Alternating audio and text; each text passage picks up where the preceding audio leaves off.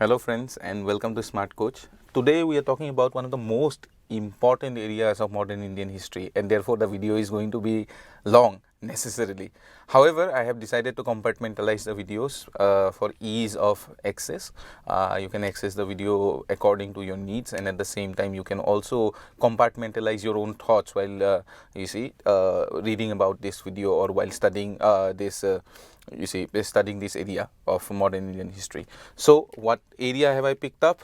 It's Indian National Congress. That is, we are going to deal with the rise of the Indian National Congress, okay, and we will also talk about the moderate phase, okay.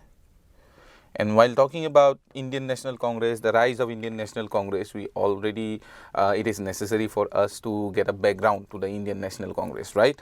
So now we will proceed forward, and before we proceed forward, I must tell you that there are extraneous forces and internal forces at work behind the rise of the Indian National Congress.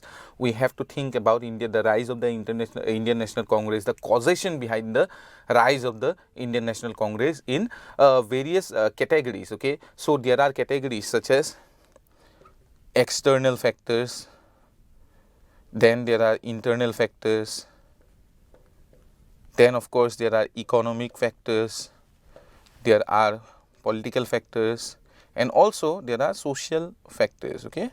So all of these factors together, they give rise to a political movement which culminates in the formation of the Indian National Congress, okay. Now let us proceed and let us look at the idea of colonialism itself. What does colonialism represent? Well, colonialism, if you talk about, you can look at it in this dichotomy, okay. You can look at it, look at colonialism in this particular dichotomy, that is the colonial or the colonizer and the colonized, okay, the colonizer and the colonized. And what is this symbol? The greater than symbol. This is the guiding philosophy behind colonialism, that is the colonized are always lower than the colonizers, okay. The colonizers are always greater. Greater in what respect? Greater in social, economic, political, and most importantly, this is the defining argument that they are better in their social, cultural, and their intellectual achievements, okay. So the colonizers always hold themselves socially, culturally, and intellectually greater than the colonized. Therefore, it is the argument which gives the colonizers the right to colonize a particular area, okay. The colonizers get their right, or colonizers justify themselves by this argument, okay. They justify colonialism through this argument, all right. Now, if you are colonized, how do you free yourself? By breaking this article down, okay, by breaking down the justification of colonialism, that you can also achieve, you can also do whatever the colonizers, say that you can't do, that you are, unable to do, all right. In case of British colonialism, it takes on a phrase, okay, a phrase which has been quoted by various scholars who are studying colonization of India or British colonization of the world, because Britain at the height or at the peak of its colonialism and imperialism had the largest empire, okay, in the entire world, all right. The sun never sets in the British lands, it was said, okay, that sun never sets in British colonies, because they had colonies stretching all across the world, all right. And the phrase that scholars use for this argument which justified British colonialism, the phrase is the white man's burden, okay. White man's, not woman's, of course, white man's burden, all right. Women will never be at that point of time, the point of time we are talking about. You see, this argument itself has so many layers, right? White man's burden, all right. So a person is white, he is a man, and then to civilize the world is his burden. That is the justification for colonialism, that a white man who is superior to the black man, to the brown man, to the red man, to the yellow man, okay, this white man will come in, he will colonize you, okay. Not a white woman, but a white man will come in, he will colonize you. Why? Because it's his burden.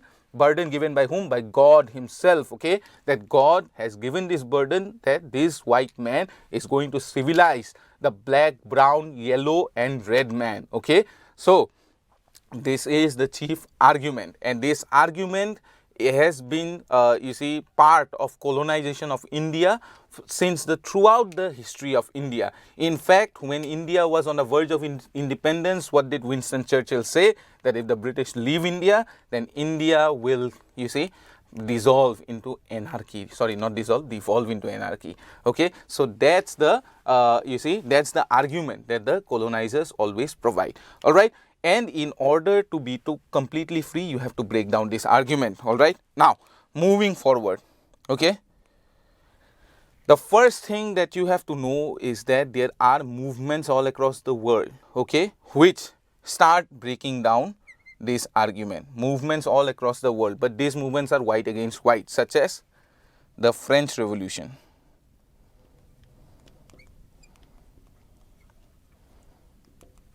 Okay. Then the American Revolution. The Revolution or Revolutionary War, it is also known as the American Revolutionary War. Okay. The American Revolution, of course, precedes the French Revolution. The American Revolution is the first experiment in democracy. When America, the colonies in America, the British colonies of America declared themselves free of British authority. And then the French Revolution, which gives us the idea that every man can be equal and that every man will be ruled by laws themselves. Okay. Now, these movements have already taken place in the 18th century. Okay. How do the Indians get to know about this movement? Because of the introduction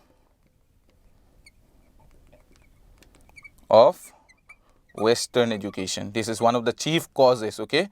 Western education.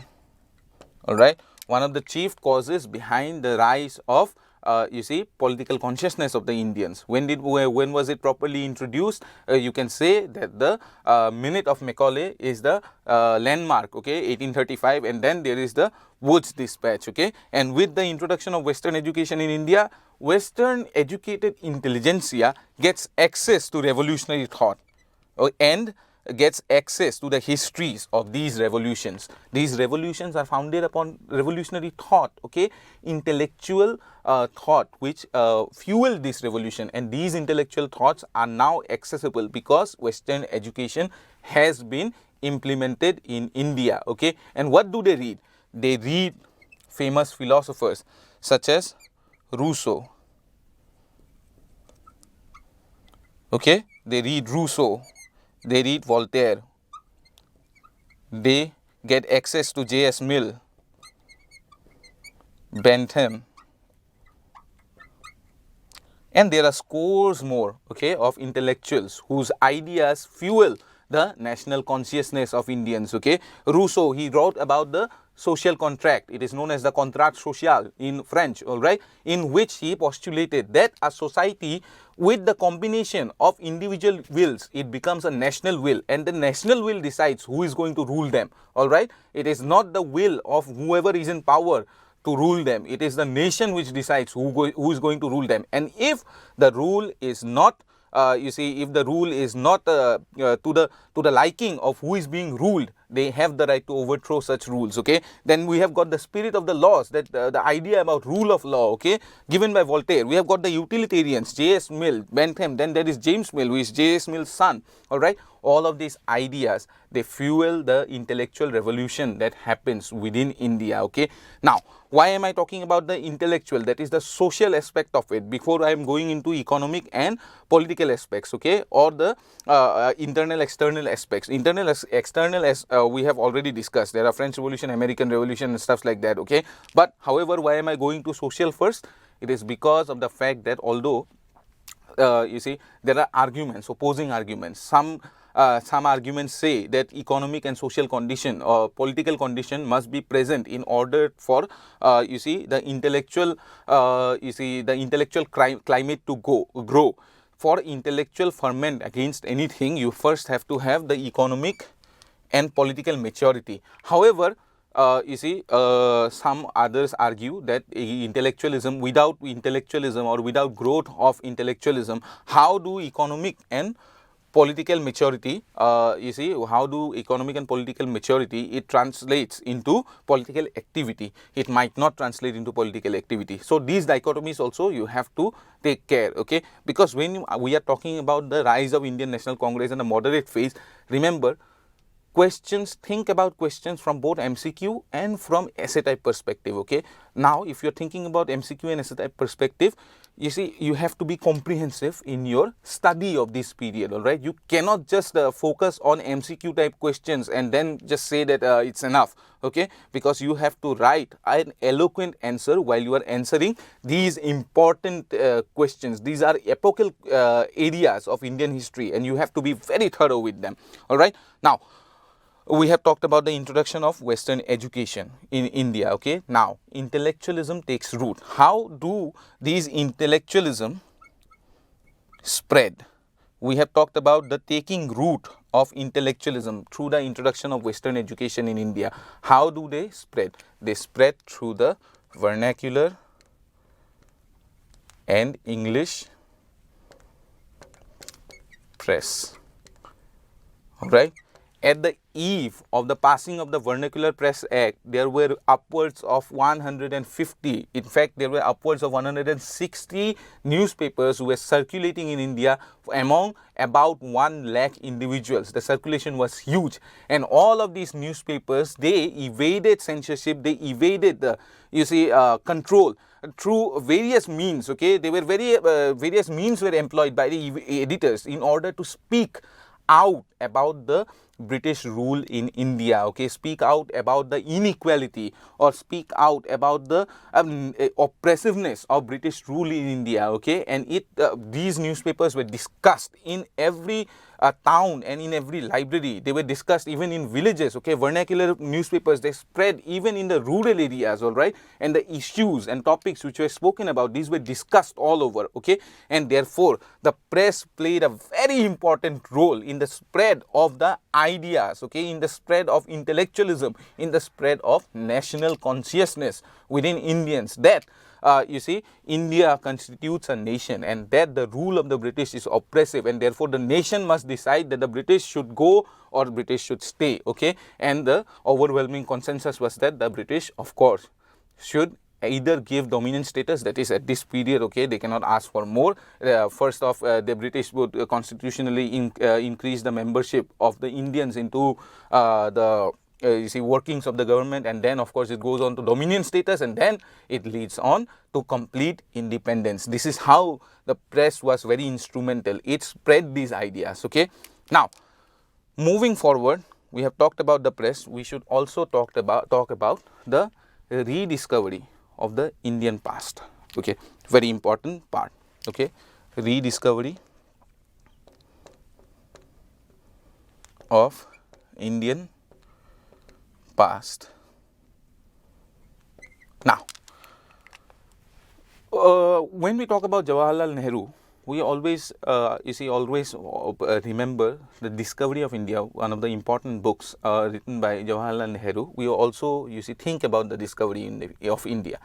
Although this book was written quite late in the history of Indian independence, however, there were other such, you see, other such philosophers or other such thinkers who wrote or who talked about the past of India, okay, and that the past of India is something which is respectable, which can be yearned for, and which can be longed for, okay. That India was once a glorified land, that it was a land of, you see, that it was a land of opportunities, if you use the American term, that it was a golden, there had been golden eras in the history of India, and that these golden eras show that India was one of the most, you see, one of the most ascendant, you see, polities of the entire world in the ancient past, in the medieval past, okay. And this rediscovery of Indian past, the Indian past glory, it also happens during this phase. The social reform movements, okay, social reform movements,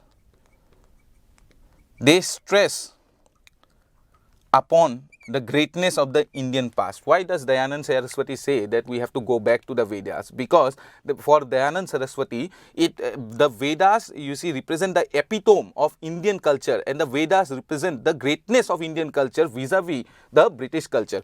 What did we talk about? The dichotomy between the colonizers and the colonized. The colonizers are always greater than the colonized. Now, these argument that India's past was far more glorified than the colonizers' past, this argument starts breaking down this argument, okay? This particular argument that India had a great past, it starts casting doubt on these arguments. In fact, Mahatma Gandhi's idea about the morality or the immorality of Western civilization is also drawn from such ideas, okay? You will find a good example, or you will find a good description of Mahatma Gandhi's idea in Hind Swaraj, where he talks about the evils of Western civilization, and where he where he stresses upon the greatness of Indian civilization. So all of this is very important. The rediscovery of Indian past is also very important. Now, we have talked about the intellectual climate. We have talked about the social aspect, the intellectual climate. What about the economic and political aspect? Well, politically, India is unified.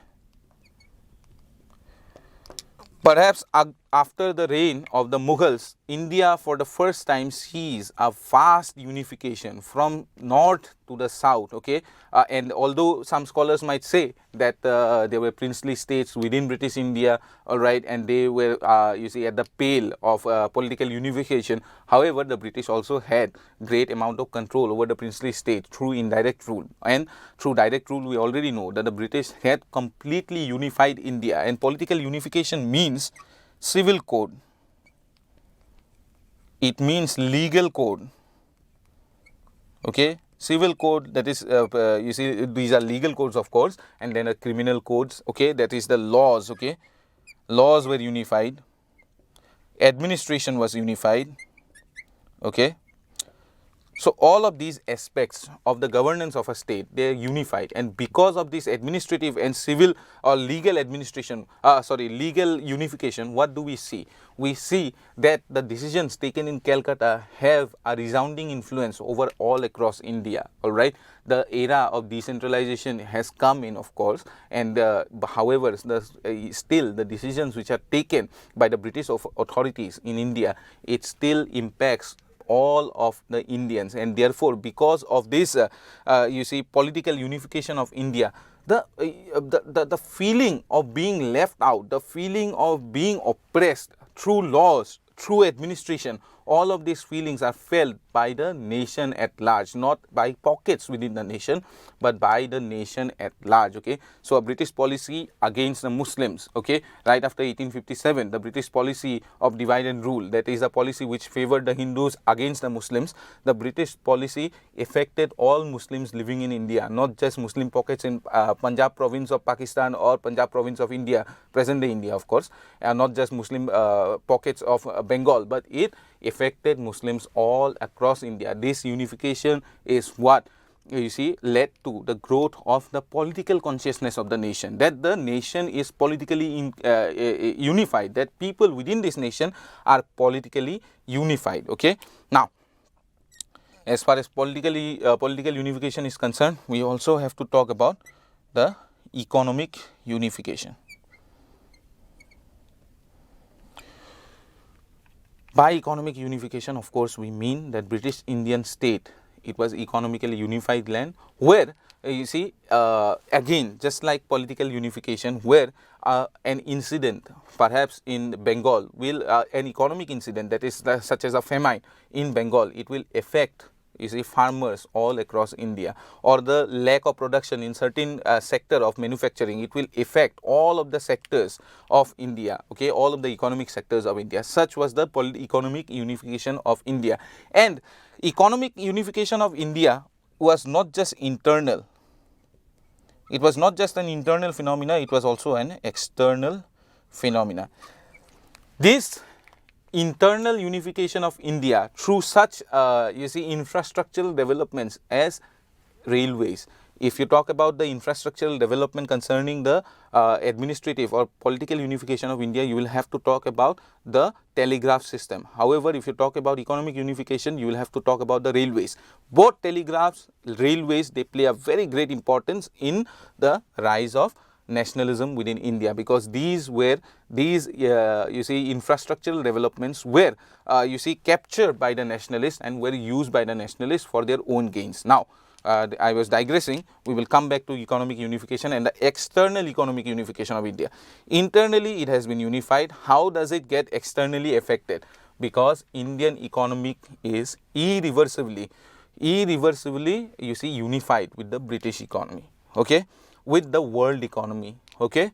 So now you have to also understand that the Indian economy is not a self-contained economy after the British come to India, because it is an economy based on globalization, okay, through colonization, all right, and therefore they are unified with the global economy. So a global recession will also affect the Indian economy. That's what happened during the First World War, during or before the First World War. That's what happened before the Second World War. Worldwide recessions were also affecting India, okay, and incidences such as famines in India, okay, incidences such as lack of production or growth of production in India were also influencing the world economy at large, okay. This another aspect of you see economic unification must be kept in mind, all right. So now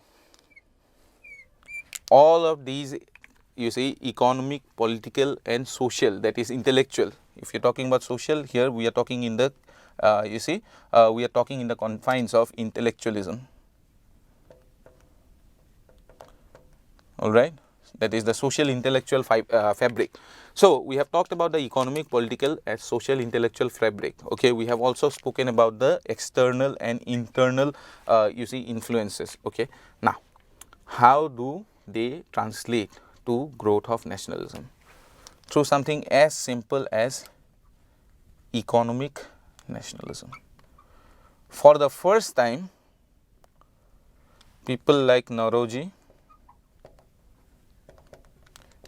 R.C. Dutt, G.K. Gokhale, M.G. Ranade,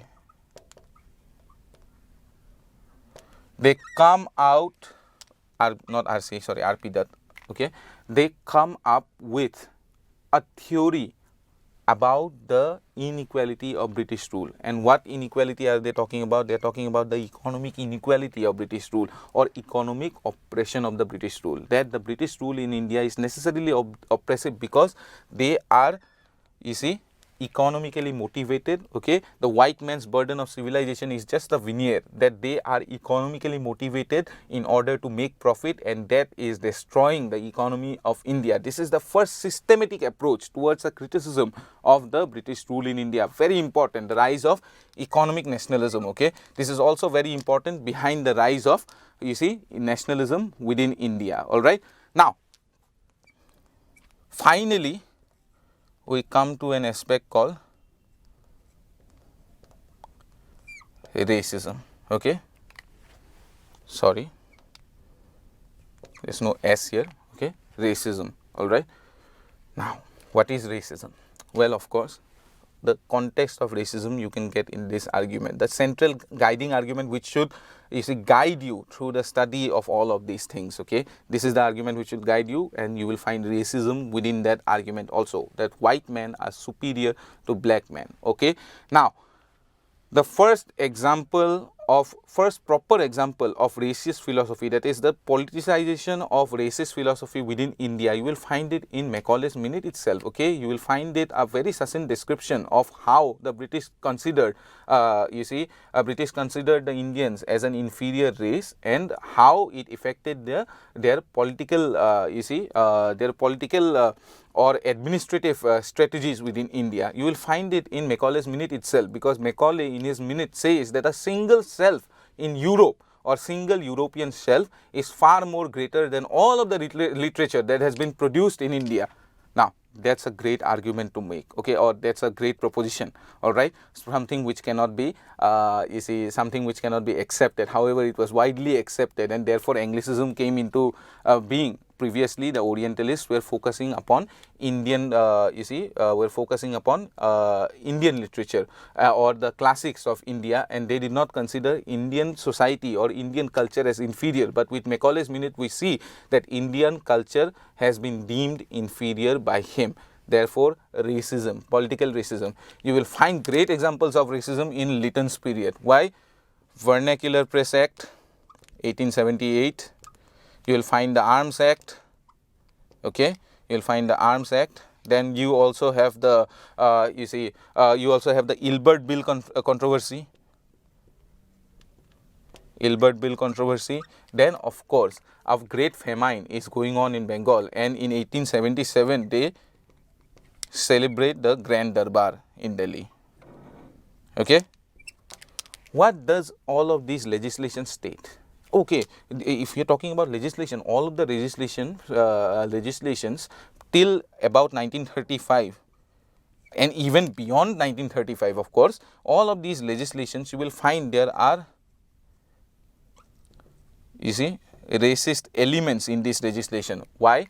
Because the legislations do not provide you see, autonomy to India. These legislations believe in the argument that Indians are not ready to rule. Why? Because they, of course, are an inferior race. They are not able to rule themselves, okay.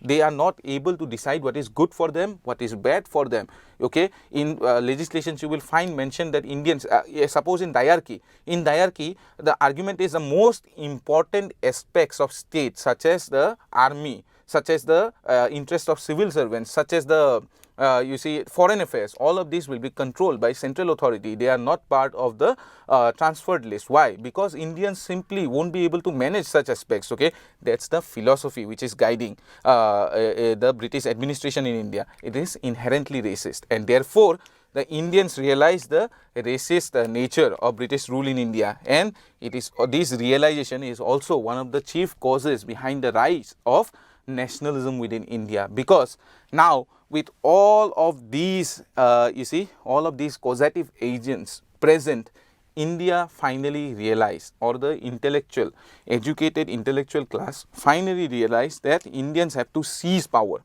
okay, from the British, that the Indians have to, you see, at least try and argue with the British about the inequality of the rule, okay. That's what the moderate phase is all about, at least arguing with the British about the inequality and the oppressiveness about their rule, okay, and try to gain some kind of concession from that. That's the nationalist moderate phase of nationalism, okay. Later on, we will find radicalization of these of nationalism in India, and finally in the independence of India. So these are in you see, in brief, the causes which inform the growth of nationalism within India. Very important part of your studies, okay, very important part of your studies, because if an MCQ comes, you will have to answer it in, you see, in detail, because of the fact you will have to also be precise. However, you will also have to explain in detail about the growth of nationalism within India.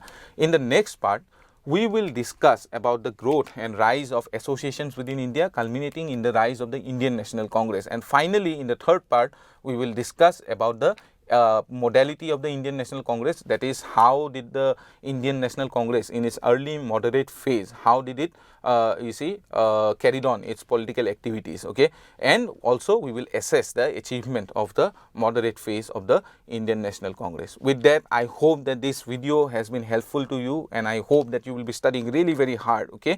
And you see, I am quite certain that you will succeed. Thank you.